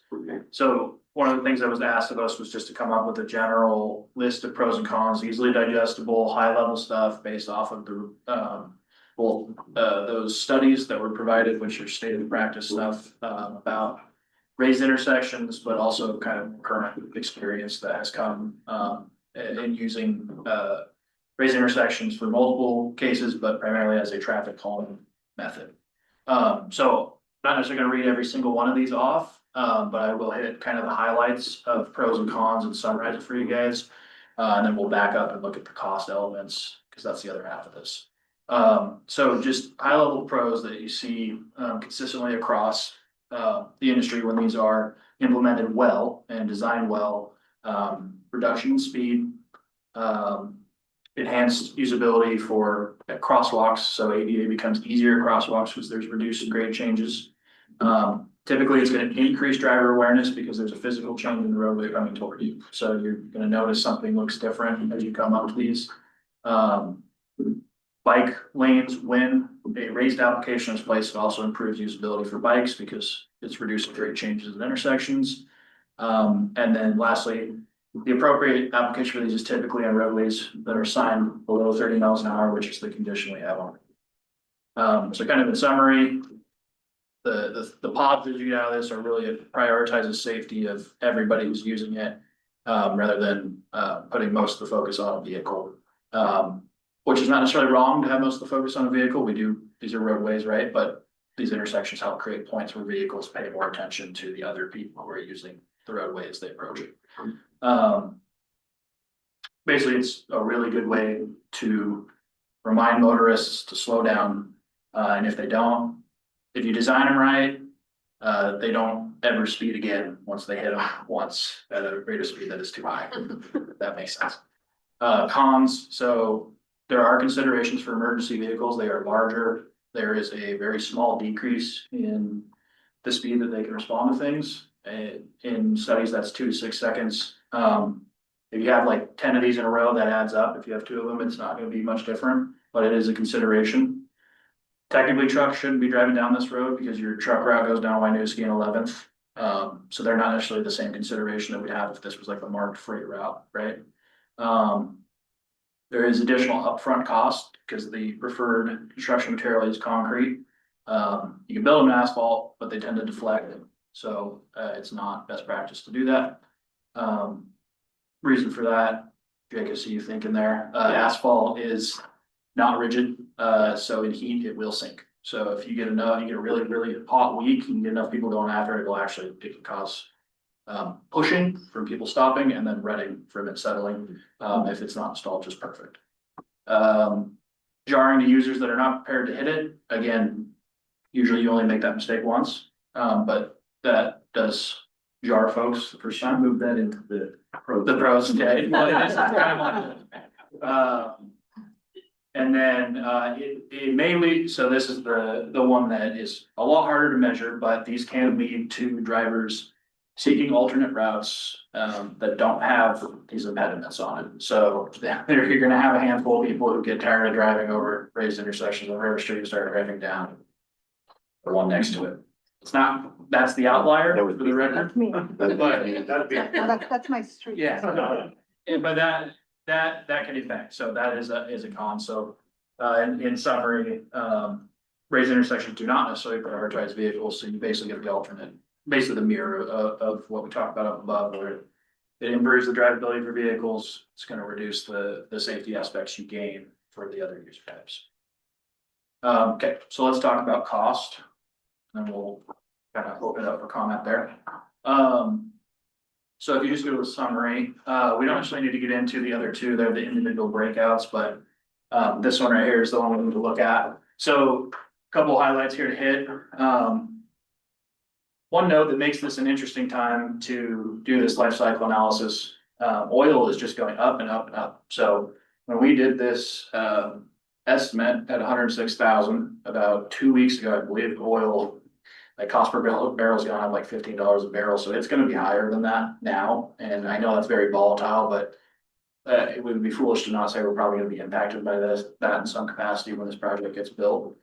So this may even be a larger delta in our current environment, but you're kind of making some key assumptions here. Asphalt, you're gonna get a 15-year service life before you're grinding and laying that, replacing it with proper maintenance. Concrete at 8 inches thick, you're gonna get 50 years out of it. So those are kind of your two key assumptions you're gonna run with on this. Discount rate is an FHWA thing, has to do with life cycle analysis. 4% is the standard for roadways. So that's how you kind of summarize the impacts of cost over time. I'm not sure if I quite understood that 4%. FHW, what did you say that was? So 4% is supposed to capture the loss of value of the asset over time. And FHWA, which is the Federal Highways Administration, Okay, sets that rate for public infrastructure. Depreciation, right? depreciation, right? yeah, depreciate. Okay. The maintenance cost, is that yearly or is that? So the years are on the left there, Ted, so this is on a 5-year cycle. So 5, 10, 15, 20, year one is just the origin, that's why it has nothing written on it. So asphalt, you can see here, it's just. Okay, Does that make sense? yeah. So asphalt carries more maintenance costs, and that's why in a life cycle analysis, it's really important to consider that, because every 15 years, you're basically replacing, not the whole intersection, you're not digging the base out again, but you are replacing all of it. That has a cost in real dollars right now of about 25 grand per intersection. Or intersections typically higher, like more frequently serviced than just the road. Yeah, your motions of braking, accelerating and turning are gonna wear on them much faster than travel lanes do. Good question. And sorry, with gas, you're saying, or oil, asphalt is disproportionately impacted by that? Yes, So, so asphalt is rocks and oil. Yeah. So it is disproportionately concrete is not affected by, other than the cost of the transport that goes into transporting it. So every 15 years, you replace that intersection at a price tag of $25,000 in today's real dollars. Every 5 years, you're gonna have crack fill, pothole fills, and potential patching, averaging about 2,500. Concrete, you're basically gonna assume every 5 years, you've got some sort of at least $1,000 to maybe replace one concrete panel, maybe a crack, something that breaks out, and you average that out over time. When you summarize all that down to the bottom, where you land is the delta at again, the time we did this between the cost per year based on life cycle analysis, actually pretty close on the two types of intersections at this price point. The annual delta is only about $154 per year more for the asphalt intersection versus the concrete at the time that this was put together. As oil prices continue to go up, that delta will get larger. So you're gonna get more value out of your concrete intersection versus the asphalt if oil prices continue to be on the trend they've been on. That is over a 50-year window. So if you said we only care about 20 years, that delta is gonna swing back toward the asphalt selection quite a bit more. The reason you use 50 years is that is your max assumption for your concrete, so you gotta use that time window to consider it. So what this is saying right now is 2 weeks ago when this was prepared, the cost of oil, it's almost net the same in the long run. If we did this again today with oil going up $15 a barrel, you're gonna see a bigger delta. I don't know it off the top of my head, but it's trending where concrete in 50 years will have more value per year than asphalt does. Well, I think by the time we get to the point where we're actually gonna be doing something, I think oil's gonna be a lot lower. But we could always make that decision. Right. At that part, but, I mean, cause there's not a whole lot, but I mean, this is skewed a little bit, but. So there's two things I was. Which is smoother to drive on? Is it asphalt or is it concrete? It's about the same. Quick question. So this isn't just the type of product, this is the design as well. So we're not talking about a product here for the same design. We're talking about different designs. So we wouldn't use asphalt for the raised intersection. You would not use asphalt or raised intersection. Right, it'd be concrete. What is smoother is a little harder to answer because if it's concrete, we're doing the raised intersection, so smoothness is impacted on purpose. Concrete is generally smoother, but not when it's in a small speed bump. Two things to think about always when you're considering life cycle is, you're right, oil could be down, could be up, we can't, not just see in the future. The cheapest time to do anything is right now, because inflation is always true, right? So if you think about doing a concrete intersection, yes, it costs more upfront, but in 10 years, both of these will have inflated by that much, but you're not going back to do this every 15 years for asphalt, where you have inflation and you're at the mercy of whatever it is, right? So that's the consideration. With where it's at right now, though, they're essentially the same delta for the 50-year horizon at this point in time. So, I call it, yeah, so.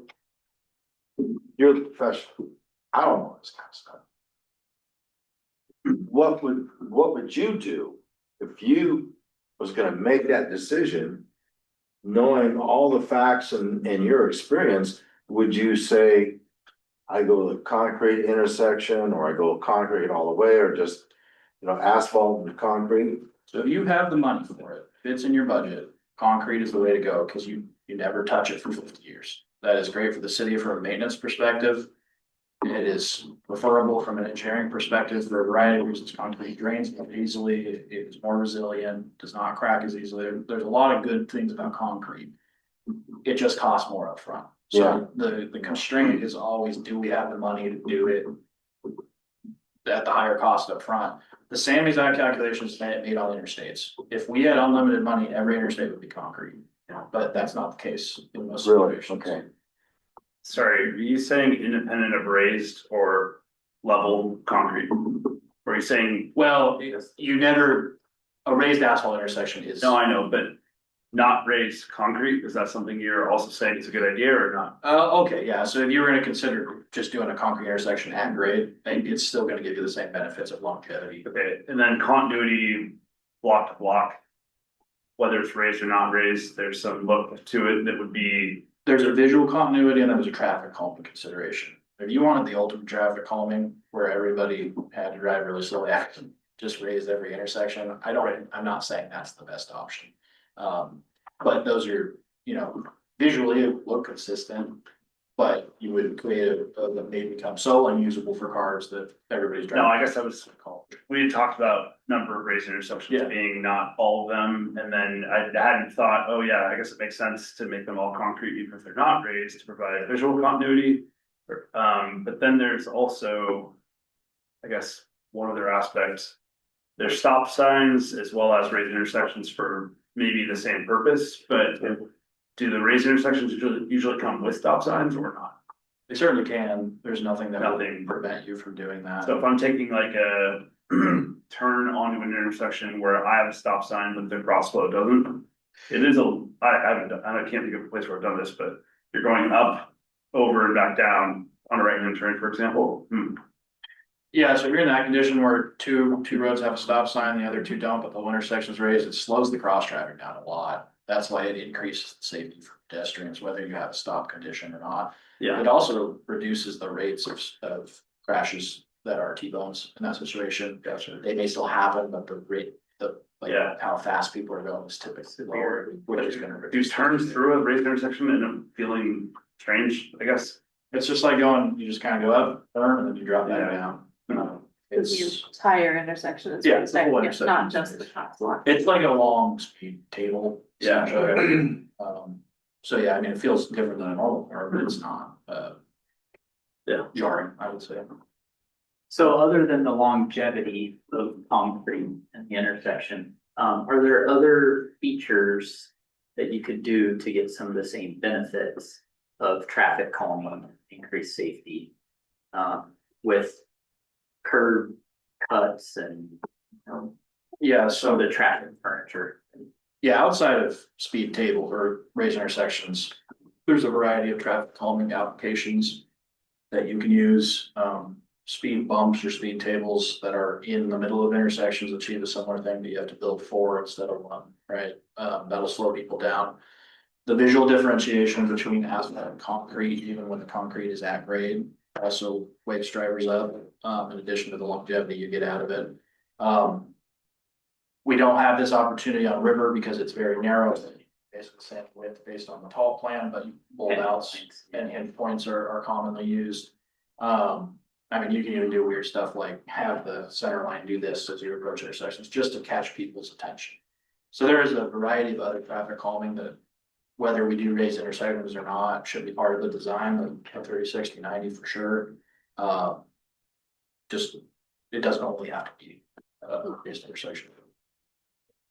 So, on this matter, one of the things I hear from residents on Elia Road is a desire for something like this. I hear this all the time, that, since their road was repaired, people are driving faster than ever down that road, and especially to the high school. And they would have loved to have something like this to slow people down.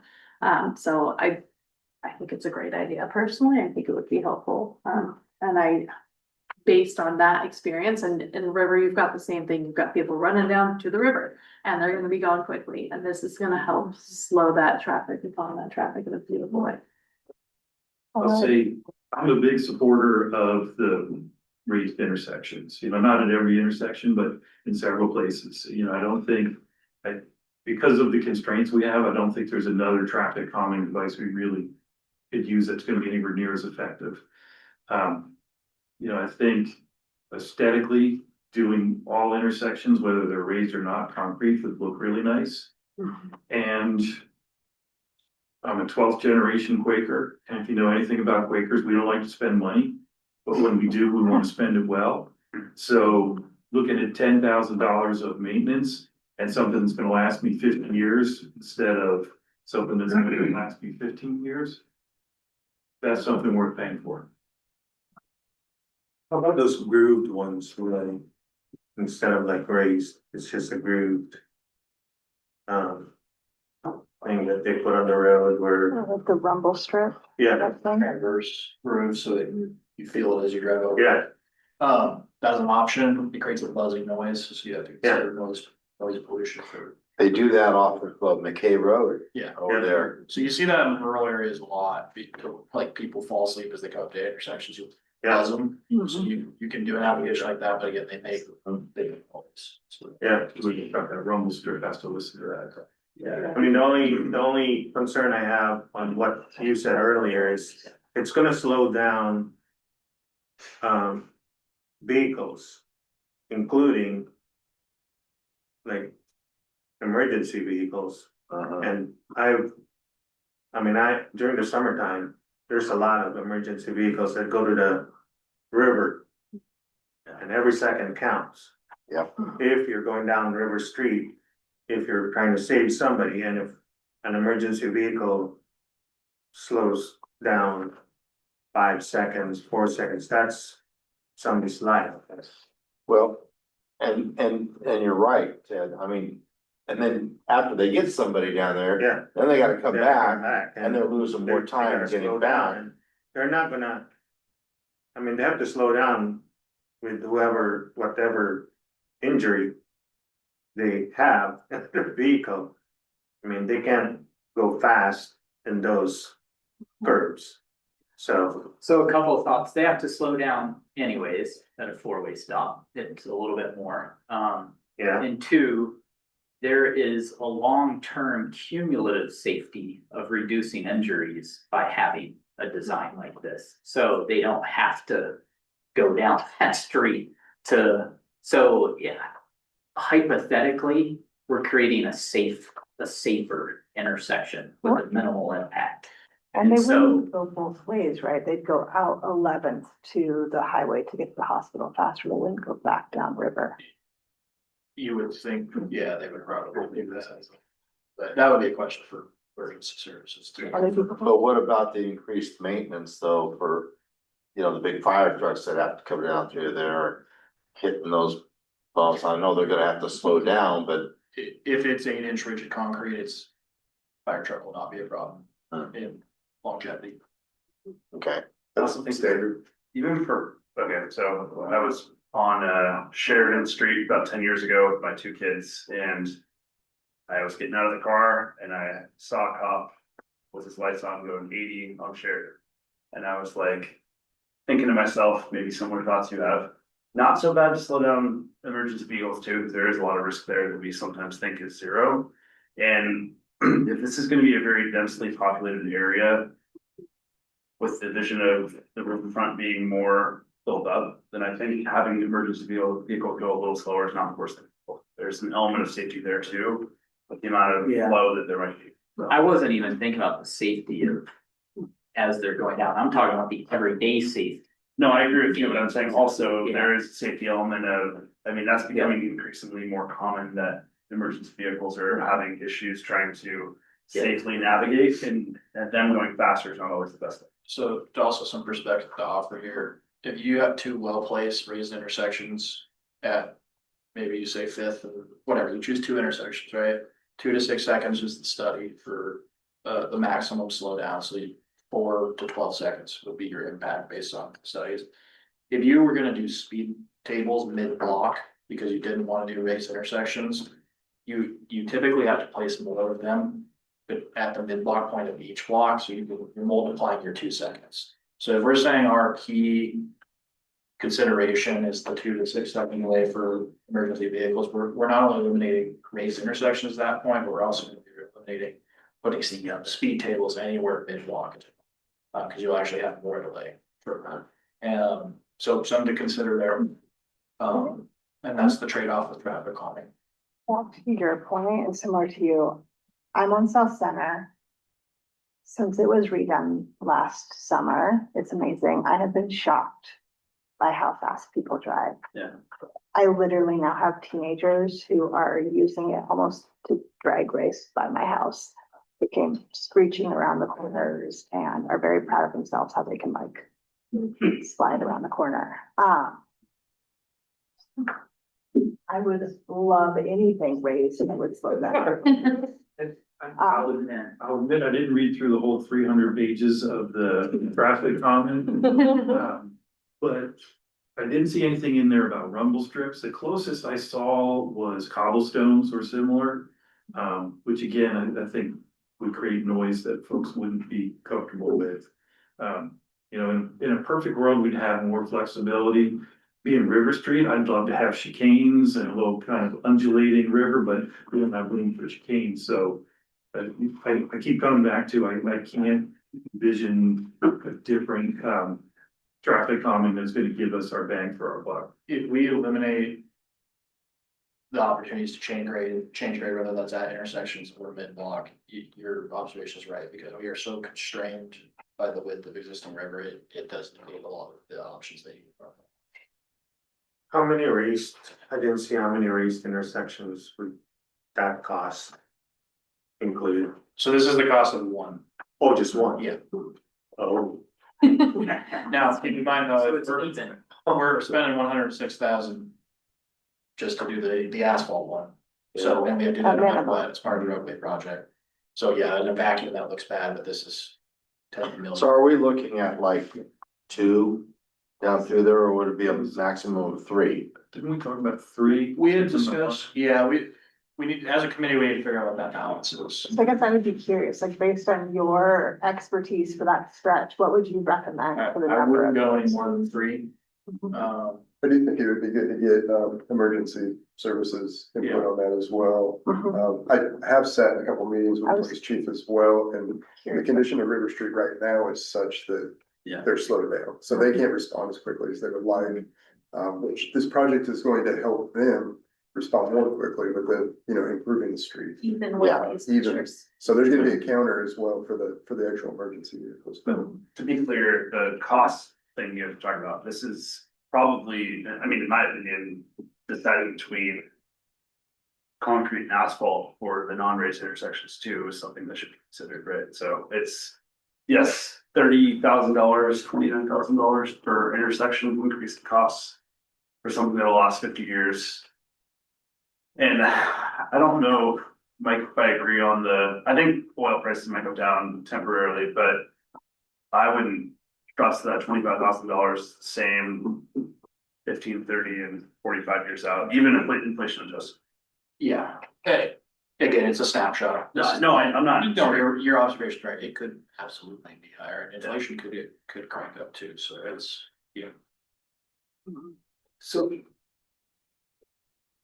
Are these numbers, in addition to what an intersection would cost, or that's? No, so Right, so the asphalt column is what this would cost if we just built a normal intersection, and then the concrete one is. I see. So we're spending the 106,700 within the context of this project. Regardless of section or section. Right. So that's a great, so we're spending 106 plus minus the cost of oil regardless.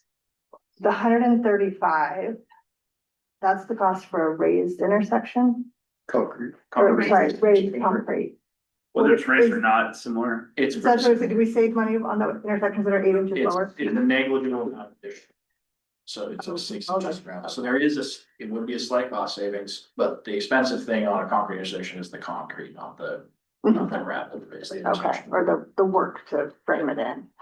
Well, you know what's interesting though is that road originally, Is concrete. is concrete. That's You know, what that's- This concrete's so durable. Now, it's starting to give way, but man, it's been there for 100 years. I have a quick sample in my office if anyone's interested. We, in the very first session, I think I mentioned, we found an article in the GIS database of when the bid for the concrete road went down, and it's over 100 years old. Back then, concrete was cheaper than asphalt, because, They got alternate bids. yeah, I got alternate bids, and oil was it was new, back then, right? It's harder to get in the west, so time. How's your bid compared to prices? Back then. Yeah.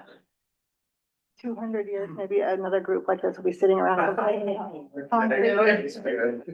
What were they thinking about? They didn't use plasma then.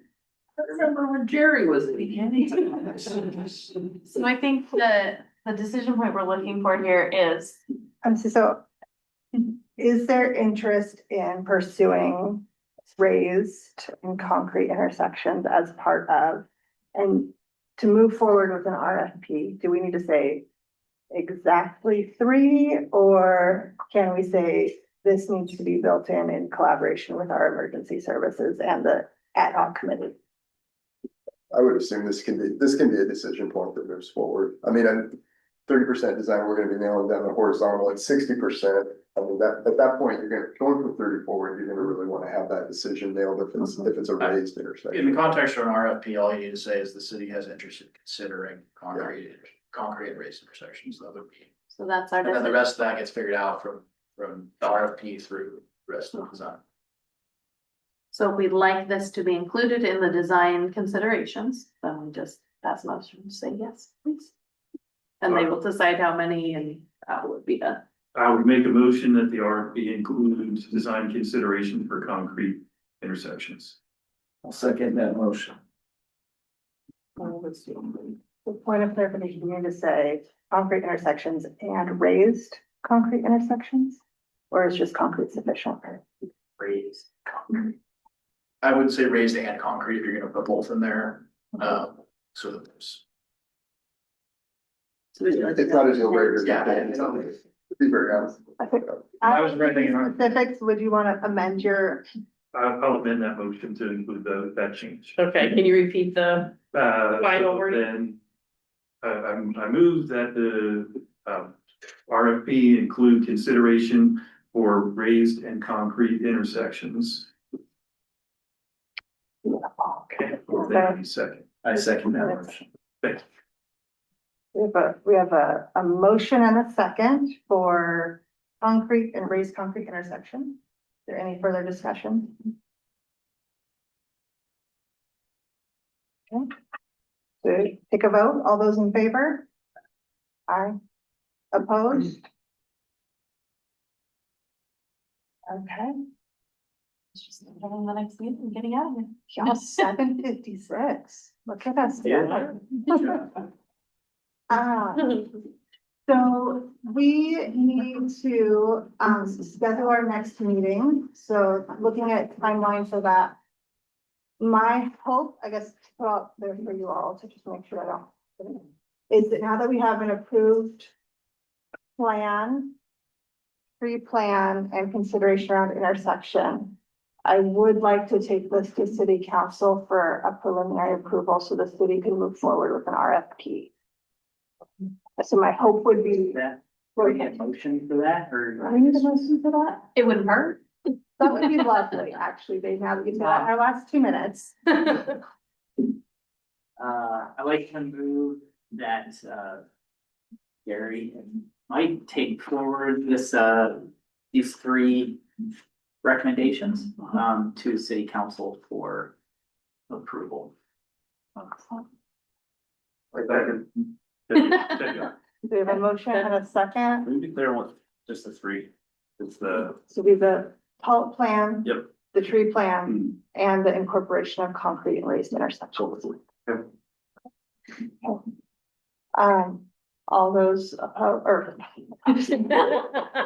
all those in favor?